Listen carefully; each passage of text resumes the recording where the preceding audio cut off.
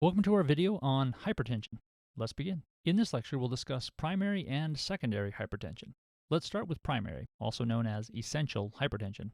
For primary hypertension, we'll talk about its definition, screening, risk factors, clinical presentation, diagnosis, management, and treatment. Let's talk about the definition of hypertension and the classification of blood pressure. The most commonly used classification is that of American College of Cardiology and American Heart Association. According to this classification, normal blood pressure includes a systolic blood pressure less than 120 and diastolic blood pressure less than 80. Elevated blood pressure represents a systolic blood pressure from 120 to 129 and diastolic blood pressure less than 80. Stage 1 hypertension is diagnosed when the systolic blood pressure is from 130 to 139 and diastolic is from 80 to 89. Finally, stage 2 hypertension includes a systolic blood pressure of at least 140 and diastolic of at least 90. It's important to note that the higher blood pressure reading is used to classify the patient. In other words, if the systolic blood pressure of the patient falls into stage 1 category, while the diastolic blood pressure falls into the elevated blood pressure category, the patient is still considered to have stage 1 hypertension.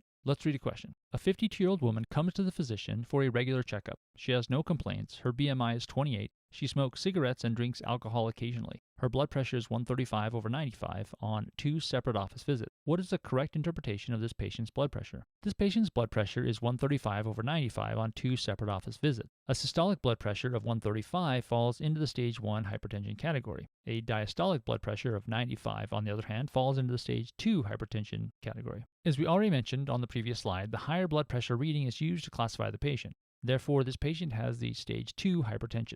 Let's move on to screening. If the patient is from 18 to 39 years old and has no risk factors for hypertension, then screening for high blood pressure should occur every 2 years. In contrast, if the patient is at least 40 years old or has significant risk factors for hypertension, then screening for high blood pressure should occur every year. Let's discuss the risk factors for primary hypertension on the next slide. Risk factors for primary hypertension include age, gender, and race. Both systolic and diastolic blood pressure increase with age. High blood pressure is more common in males than in females, and males have a higher risk of complications than females. High blood pressure is also twice as common in African Americans than in Caucasians. Diabetes and obesity are also risk factors for hypertension. Insulin resistance in hyperinsulinemia is suspected to lead to renal sodium retention and proliferation of vascular muscle cells, which leads to an increase in vascular resistance. Both processes cause blood pressure to increase. Lastly, lifestyle choices such as increased sodium intake and excessive alcohol intake are risk factors for high blood pressure. Excessive salt intake increases serum sodium levels and reduces the ability of the kidneys to properly remove water from the body. The blood volume expansion results in a higher blood pressure and strain on the renal arteries, which respond with vasoconstriction, causing a further increase in peripheral resistance and elevation of blood pressure. Intake of more than 2 ounces of liquor, 8 ounces of wine, or 24 ounces of beer per day is associated with hypertension. Essential hypertension is most commonly asymptomatic. Symptoms of hypertension indicate end organ damage and appear after the prolonged asymptomatic period. Hypertensive nephropathy presents with gradually decreasing urine output, increased blood urea nitrogen and creatinine, and proteinuria. Hypertensive retinopathy manifests with blurred vision or blindness in severe cases. Hypertension results in concentric left ventricular hypertrophy causing left-sided heart failure. Backflow of blood in the pulmonary circuit due to left-sided heart failure causes shortness of breath. Fatigue also occurs due to decreased cardiac output. Finally, the strongest risk factor for any type of stroke is hypertension. Stroke itself can present with slurred speech, weakness, or sensory disturbances. Here's what hypertensive nephropathy looks like under light microscopy. Persistently high pressure causes hyalinization of blood vessels and glomerular sclerosis. This is a fundoscopy image of a patient with hypertensive retinopathy. One of the characteristic findings of hypertensive retinopathy that can be seen on this image is the copper wire appearance of retinal arterioles due to arterial wall thickening. This is an image showing left ventricular hypertrophy. The heart has been cut transversely so that we're able to see the thickness of the ventricular wall. Notice the thickened wall of the left ventricle here and the narrow left ventricular chamber. These are characteristic changes in the heart commonly seen as a result of long-standing hypertension. The diagnosis of hypertension should never be made based on a single reading. There should be at least 2 readings that are 4 weeks apart. These readings need to be done with proper technique, otherwise the pressure may be falsely low or falsely elevated. While measuring the blood pressure, the patient should sit quietly for 5 minutes. The patient should not have caffeine or cigarettes in the past 30 minutes. The arm should be at the level of the heart and the correct cuff size should be used. A cuff that is too small can falsely elevate the blood pressure, while one that is too big can give a false low reading. Additionally, laboratory tests should be ordered to evaluate for end organ damage and overall cardiovascular health, as well as to exclude the secondary causes of hypertension. Let's go over these tests on the next slide. First, electrocardiography should be performed in the patient with essential hypertension to assess the signs of left ventricular hypertrophy. Very tall QRS complexes in precordial leads, that is V1 through V6, suggest left ventricular hypertrophy. Blood urea nitrogen and creatinine should be ordered to check for nephropathy. Urinalysis may reveal proteinuria due to decreased intraglomerular filtration pressures. A metabolic panel is ordered to check for electrolyte disturbances like hypokalemia or hypercalcemia. This is because the electrolyte disturbances may indicate a secondary cause of hypertension. Serum TSH and cortisol should also be measured to exclude hyperthyroidism and Cushing syndrome as the causes of hypertension. Here is an ECG of a patient with left ventricular hypertrophy. You can appreciate these tall QRS complexes in the precordial leads, suggesting left ventricular hypertrophy. Initial management of primary hypertension includes lifestyle modifications. Weight loss is the most effective measure for hypertension. BMI should be less than 25. Every 10 kilograms of weight loss decreases the systolic blood pressure by 5 to 20. The DASH diet is the second most effective lifestyle modification for hypertension. The DASH diet stands for the Dietary Approaches to Stop Hypertension diet. It represents a diet high in vegetables and fruit and low in fat. The DASH diet can decrease the systolic blood pressure by 8 to 14. Exercise for 30 minutes per day for 5 to 6 days per week can decrease the systolic blood pressure by 4 to 9. Dietary sodium restriction to less than 3 grams per day can decrease the systolic blood pressure by 2 to 8. Alcohol restriction is another effective measure for managing primary hypertension. The maximum recorded amount of drinks for men is no more than 2 drinks per day. For women, it's no more than 1 drink per day. Alcohol restriction can decrease the systolic blood pressure by 2 to 4. Finally, smoking cessation can also contribute to the lowering of blood pressure. A 62-year-old man comes for a regular checkup. His blood pressure on 2 separate office visits was 150/95. His BMI is 34. He eats red meat with salty food. He does not exercise, and he occasionally drinks alcohol. Which lifestyle modification will have the strongest impact on his blood pressure? This patient's blood pressure on 2 separate office visits was 150/95. Therefore, he has stage 2 hypertension. This patient also has several risk factors for hypertension. He's obese with a BMI of 34. He eats red meat and salty food. He does not exercise, and he occasionally drinks alcohol. The lifestyle modification that will have the strongest impact on his blood pressure is weight loss. As we already explained previously, loss of every 10 kilograms can decrease a systolic blood pressure by 5 to 20. If blood pressure is controlled after 1 month of lifestyle modifications, then the patient should continue those lifestyle modifications. If blood pressure is not controlled, then the patient should be placed on antihypertensive therapy. If the patient's blood pressure is less than 150/90, then 1 antihypertensive medication should be initiated. In contrast, if the patient's blood pressure is more than 150/90, then 2 antihypertensive medications should be initiated. The blood pressure goal for all patients, according to the American College of Cardiology and American Heart Association 2017 guidelines, is less than 130/80. Let's talk about the antihypertensive medications. Angiotensin converting enzyme, ACE, inhibitors, and angiotensin receptor blockers are among the most effective medications for hypertension. Additionally, they are particularly effective in diabetes mellitus because they decrease intraglomerular pressure and delay progression of diabetic nephropathy. ACE inhibitors and ARBs are also commonly used in congestive heart failure and coronary artery disease because they prevent remodeling of the heart. Both of these drugs are contraindicated in pregnancy due to potential teratogenic effects on the fetus. ACE inhibitors are avoided in asthma because they can exacerbate cough in asthmatic patients. However, it is important to remember that even in patients without asthma, ACE inhibitors can induce a chronic cough. This is because bradykinin, which is normally degraded by angiotensin converting enzyme, is elevated, inducing cough. Thiazide diuretics are another class of medications that can be helpful in hypertension. They can also alleviate osteoporosis because thiazides increase calcium reabsorption by the kidneys. Thiazide diuretics are contraindicated in pregnancy due to potential renal anomalies in the fetus. Beta blockers are also used in hypertensive patients with concomitant congestive heart failure and coronary artery disease. This is because beta blockers decrease myocardial oxygen demand and improve survival in patients with congestive heart failure and coronary artery disease. Beta blockers can also be used in hypertensive patients with concomitant atrial fibrillation because these medications can decrease the heart rate. Non-selective beta blockers should be avoided in asthma because they can induce bronchoconstriction and cough. Non-selective beta blockers should also be avoided in diabetes mellitus because they can mask symptoms of hypoglycemia like tremor, tachycardia, and sweating. Finally, beta blockers are not used in decompensated heart failure because they will further lower the cardiac output. Let's move on to the dihydropyridine calcium channel blockers. It's very high yield to know that dihydropyridine calcium channel blockers can cause peripheral edema due to arteriolar dilation and increase in capillary hydrostatic pressure. This is why dihydropyridine calcium channel blockers are commonly co-administered with ACE inhibitors or ARBs. This is because ACE inhibitors and ARBs dilate peripheral veins, inducing more rapid outflow of blood from the capillaries. This will decrease the capillary hydrostatic pressure and peripheral edema. Sacubitril is a neprilysin inhibitor. Neprilysin is the natural endogenous enzyme which normally breaks down natriuretic peptides, substance P, angiotensin II, and bradykinin. Since sacubitril increases the angiotensin II levels, it's used with angiotensin receptor blockers to prevent hypertension. Additionally, sacubitril is contraindicated with ACE inhibitors. This is because ACE inhibitors, just like sacubitril, increase the bradykinin levels. Therefore, these two drugs together can cause severe angioedema due to bradykinin-induced increased vascular permeability. Aldosterone antagonists like spironolactone and eplerenone are used in hypertensive patients with heart failure. This is because these drugs also prevent myocardial remodeling. Gynecomastia is a significant side effect that can be seen with spironolactone due to its anti-androgenic properties. A 50-year-old woman comes to the physician due to bilateral leg swelling. She was diagnosed with hypertension 1 month ago, and she started taking nifedipine. Her blood pressure is 135/85.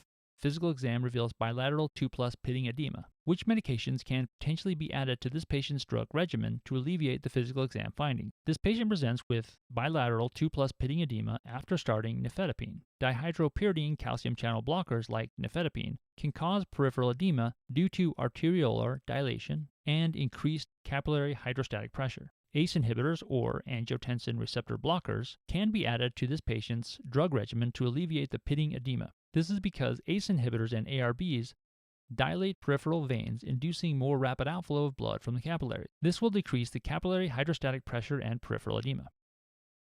Let's move on to secondary hypertension. For secondary hypertension, we'll talk about its definition, differential diagnosis, clinical presentation, diagnosis, and management. Secondary hypertension is severe hypertension due to an underlying medical condition. It's often refractory to multiple antihypertensive medications. Therefore, if a patient still suffers from hypertension despite taking 2 or 3 antihypertensive drugs, one should consider secondary hypertension as the possible cause. We will discuss the differential diagnosis and clinical presentation of secondary hypertension with the help of this table. We are not going to discuss each diagnosis in detail because they are covered extensively in other lectures. Instead, we will highlight the key points about how to differentiate them from one another. Let's start with preeclampsia. Preeclampsia is a blood pressure of at least 140/90 in the 3rd trimester of pregnancy. It's characterized by proteinuria. It may also be accompanied by end organ damage evidenced by shortness of breath, headache, or altered mentation. Primary hyperparathyroidism can also induce hypertension because hypercalcemia in the setting of primary hyperparathyroidism can cause peripheral vasoconstriction, leading to an increase in the total peripheral resistance. Primary hyperparathyroidism is characterized by decreased serum phosphate and increased serum PTH and calcium levels. Hypercalcemia can also induce bone pain, kidney stones, abdominal pain, and altered mental status. Coarctation of the aorta is the narrowing of the descending aorta distal to the aortic isthmus. Since it decreases the renal blood flow, coarctation of aorta activates the renin-angiotensin-aldosterone system, inducing hypertension. Coarctation is characterized by high blood pressure in the upper extremities and low blood pressure in the lower extremities. This difference is explained by reducing blood flow to the lower extremities. Ingestion of cocaine or other stimulants like amphetamine can induce hypertension as well. Stimulant drugs increase heart rate, contractibility, and vascular tone by activating the sympathetic nervous system. Other possible features of stimulant abuse include sweating, chest pain, mydriasis, which is dilated pupils, and tachyarrhythmias. Cushing syndrome can also present with hypertension because elevated cortisol in this condition activates the mineralocorticoid receptors in the kidney and leads to reabsorption of excessive sodium in water. Cushing syndrome is also characterized by purple abdominal striae, hirsutism, central obesity, moon phases, and buffalo hump. A pheochromocytoma is a tumor of the adrenal medulla which secretes catecholamines. Therefore, it is characterized by increased metanephrines and catecholamines in a 24-hour urine collection. Catecholamines activate the sympathetic nervous system, causing hypertension, throbbing headaches, diaphoresis, palpitations, and tachycardia.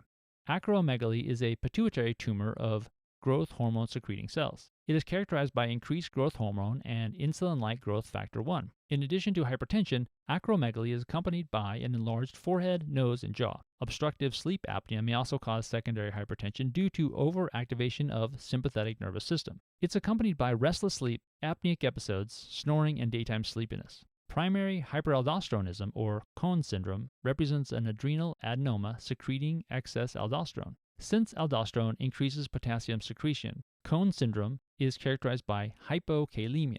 Aldosterone also stimulates bicarbonate production in the kidney, so Cone syndrome is also accompanied by metabolic alkalosis. Renal artery stenosis can also cause hypertension.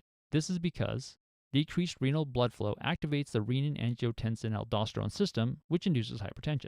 Decreased renal blood flow also lowers the glomerular filtration rate, increasing the creatinine concentration in the blood. As we already discussed, aldosterone increases potassium secretion, so renal artery stenosis may be accompanied by hypokalemia. Increased blood flow velocity through the renal arteries can also cause abdominal bruits on the physical exam. Finally, hyperthyroidism can cause hypertension due to activation of the sympathetic nervous system. Primary hyperthyroidism is characterized by decreased TSH, increased T3, and increased T4. Hyperthyroidism is commonly accompanied by heat intolerance and weight loss. Let's move on to the diagnosis of secondary hypertension. If preeclampsia is suspected in a pregnant woman, urinalysis, blood urea nitrogen, and creatinine should be ordered to check for acute kidney injury. ECG may be needed to assess for acute coronary syndrome in the setting of preeclampsia. Chest X-ray is needed if the patient with preeclampsia complains of severe shortness of breath. In order to diagnose primary hyperparathyroidism, one should order the serum phosphate, calcium, and PTH levels. Coarctation of the aorta can be seen on the transesophageal echocardiography or chest CT scan. In order to diagnose Cushing syndrome, one should perform screening for hypercortisolism by measuring 24-hour urine cortisol excretion or doing a low-dose dexamethasone suppression test. After confirmatory lab tests like ACTH levels and a high-dose dexamethasone suppression test, one can order abdominal CT or pituitary MRI depending on the ACTH levels in blood. A pheochromocytoma is diagnosed by measuring the 24-hour urine metanephrine levels followed by an abdominal CT scan. In order to diagnose acromegaly, one first needs to measure insulin-like growth factor 1 levels. If IGF-1 levels are high, then pituitary MRI can be performed. Obstructive sleep apnea is diagnosed with polysomnography. In cases of suspected primary hyperaldosteronism, one should order electrolytes to check for hypokalemia, arterial blood gases to check for metabolic alkalosis, and an aldosterone to renin ratio. Since primary hyperaldosteronism is caused by autonomic aldosterone secretion, aldosterone will be high while renin will be low due to the negative feedback. Therefore, the aldosterone to renin ratio is high in primary hyperaldosteronism. These lab tests can be followed by an abdominal CT scan. Renal artery stenosis can be diagnosed by measuring the BUN and the creatinine and performing a renal ultrasound. In order to diagnose hyperthyroidism, one needs to measure serum TSH and T4 levels. Remember, the point of this lecture is to review the potential causes of secondary hypertension and tests you could order to help rule in or rule out a potential cause. For further information about each of these conditions, please make sure to watch some of our other videos. Let's talk about the management of the causes of secondary hypertension. Although all these conditions require antihypertensive therapy, here we will mostly focus on disease-specific management. Preeclampsia is treated with the antihypertensive drugs which are safe in pregnancy. These drugs include hydralazine, alpha-methyldopa, labetalol, and nifedipine. Definitive treatment for preeclampsia is delivery of the baby. Primary hyperparathyroidism can be treated with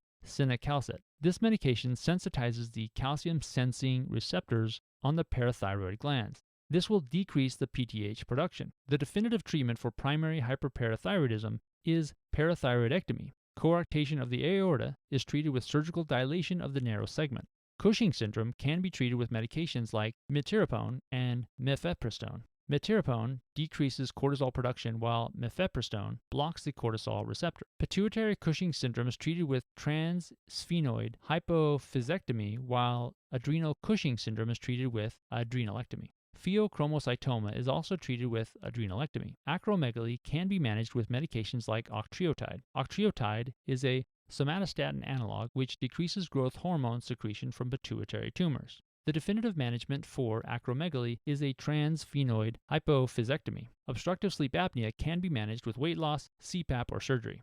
Cone syndrome requires surgical excision of the adrenal mass. Renal artery stenosis is treated with renal artery stenting or bypass surgery. Finally, hyperthyroidism is managed with thionamides like methimazole or propylthiouracil. It can also be managed with thyroidectomy or radioactive iodine-induced thyroid ablation. Let's now try a question to review these topics. A 25-year-old man comes to the physician due to high blood pressure reading on the previous visit. His blood pressure is 140/95. Physical exam is significant for diminished pulses and the muscle atrophy in the cool extremities. The upper extremity pulses are normal. The patient also complains of bilateral leg pain when he jogs. Which of the following is the most likely cause of the patient's hypertension? The man has a blood pressure of 140/95. The physical exam is significant for diminished pulses and the muscle atrophy in the cool extremities. The upper extremity pulses are normal. The patient also complains of bilateral leg pain when he jogs. All these clues point toward the diagnosis of aortic coarctation. Aortic coarctation restricts the blood flow to the lower extremities, accounting for the diminished pulses, exertional pain, and the cool temperature in the legs. Therefore, the most likely cause of this patient's hypertension is aortic coarctation. Here is an algorithm summarizing the key points about screening, diagnosis, and management of hypertension that we have discussed throughout this lecture. Pause the video and take a moment to review this algorithm. A 49-year-old man comes in for a routine follow-up visit. He was diagnosed with hypertension 1 month ago, and he was encouraged to lose weight. His blood pressure 1 month ago was 140/90. He has lost 4 kilograms over the past month. He drinks 1 glass of wine per day. He is a lifetime non-smoker. His current blood pressure is 137/87. The patient's temperature is 36 degrees Celsius, heart rate is 89, and respiratory rate is 14. Physical exam is unremarkable. Which of the following is the best next step in managing this patient? A. Reduce alcohol intake. B. Start 1 antihypertensive medication. C. Start 2 antihypertensive medications. And D. No further treatment. This patient was diagnosed with hypertension 1 month ago and was encouraged to lose weight.